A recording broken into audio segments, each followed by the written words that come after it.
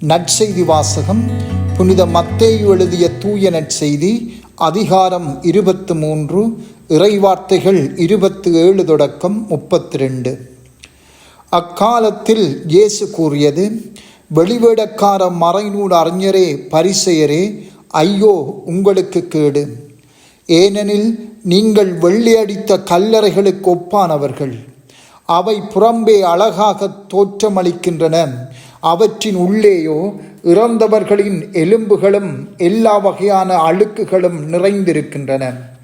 அவ்வாறே நீங்களும் வெளியே மக்களுக்கு நேர்மையாளராய் தோற்றமளிக்கிறீர்கள், ஆனால் உள்ளேயோ போலித்தனமும் நெறிகேடும் நிறைந்தவர்களாய் இருக்கிறீர்கள். வெளிவேடக்கார மறைநூல் அறிஞரே, பரிசேயரே, ஐயோ உங்களுக்கு கேடு! ஏனெனில் நீங்கள் இறைவாக்கினர்களின் கல்லறைகளை கட்டுகிறீர்கள், நேர்மையாளர்களின் நினைவு சின்னங்களை அழகுபடுத்துகிறீர்கள். எங்கள் மூதாதையர் காலத்தில் நாங்கள் இருந்திருந்தால் இறைவாக்கினர்களின் கொலைக்கு உடந்தையாக இருந்திருக்க மாட்டோம் என்கிறீர்கள். இவ்வாறு நீங்கள் இறைவாக்கினரை கொன்றவர்களின் வழிமரபினர் என்பதற்கு நீங்களே சாட்சிகள். உங்கள் மூதாதையர் செய்த கொடுமையின் அளவுக்கு நீங்கள் செய்து முடியுங்கள். சிந்தனை: இயேசுவின் இந்த காரசாரமான கண்டனங்களும் சாபங்களும் மறைநூல் அறிஞர்கள், பரிசேயர்களால் இலகுவில் கேட்கக்கூடியவை அல்ல.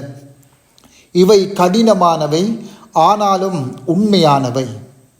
இயேசு இவற்றை துணிவோடு பேசியது அவர்கள் தம் பாவங்களில் இருந்து வெளிவர வேண்டும் என்பதற்காகத்தான். இவை இயேசுவின் ஆழமான அன்பின் வார்த்தைகள். அவர்கள் மனம் வருந்தி தங்கள் பாவ வழியில் இருந்து தூய வாழ்வின் வழிகளை கைக்கொள்ள வேண்டும் என்பதற்காகவே இயேசு இத்தகைய கடின வார்த்தைகளை மறைநூல் அறிஞர்கள், பரிசேயர்களுக்கு மட்டுமல்ல, தம் சீடர்களுக்கும் தம்மை பின்தொடர்ந்து வந்த மக்கள் கூட்டத்துக்குமே கூறினார். ஆகவே இயேசுவின் இந்த வார்த்தைகள் மக்களை தவறாக வழிநடத்திய சமய தலைவர்களினால் துன்புறுத்தப்பட்ட மக்களின் நன்மைக்காகவுமே பேசப்பட்டன. ஆகவே இயேசு இந்த சமய தலைவர்கள் தமது வார்த்தைகளை கேட்க வேண்டும் என்று பேசினார். அவர்களின் ஆன்ம மீட்பை முழுமையாக விரும்பியே அவர் பேசினார். சில வேளைகளில் இயேசுவின் இந்த கடினமான கண்டன வார்த்தைகளை நாங்களும் அன்புடன், விருப்புடன் கேட்க வேண்டும். மறைநூல் அறிஞர்களும் பரிசேயர்களும் இயேசுவின் இந்த வார்த்தைகளை அன்று கேட்டிருந்தால் அவை அவர்களின் உள்ளத்தை குத்தி திறந்திருக்கும். அது மாபெரும் சக்தியாக பெரும் மாற்றங்களை அவர்கள் வாழ்வில் கொண்டு வந்திருக்கும். அன்று அது அவர்களுக்கு தேவையாக இருந்தது. அதே போல இன்றும் எங்களுக்கு இவை தேவையாக உள்ளன. நாங்கள் பாவத்திலே நிலைத்து நிற்கும் போது, மனம் மாற விருப்பம் இல்லாதிருக்கும் போது, இயேசுவின் இந்த வார்த்தைகள் எம்மை சவாலுக்கு உட்படுத்த அனுமதிக்க வேண்டும். அவை பெரும் சத்தமாக எம்முள் ஒலிக்க விட வேண்டும். சில வேளைகளில் இச்சத்தம் எமக்கு மிக அவசியமாகும். உணர்ச்சிகளும் மன கிளர்ச்சிகளும் ஒருவரை பாவத்துக்கு இட்டுச் செல்லும். அதே வேளையில் அவை மனம் வருந்துதலுக்கும் மனம் திருந்துதலுக்கும் கூட வழிவகுக்கும். இயேசுவின் இந்த ஆர்வம் மிக்க வார்த்தைகளும் ஒருவரை இருத்தி சிந்திக்க ஓர் கருவியாக அமையும்.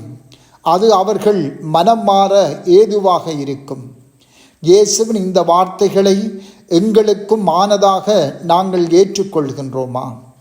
நாங்கள் மீண்டு வர முடியாமல் இருக்கின்ற எங்கள் பாவங்கள், பலவீனங்களை கண்டுகொள்வோம். இயேசுவின் இந்த கண்டனங்களை அன்போடு ஏற்று மனம் வருந்தி மனம் திரும்பி வாழ வைக்கும் கருவிகள் என்று கண்டுகொள்வோம். செபம். ஆண்டவரே, உம்மை நாங்கள் அன்பு செய்கின்றோம். எம் பாவங்களில் இருந்து எங்களை விடுவித்தருளும். ஆமென்.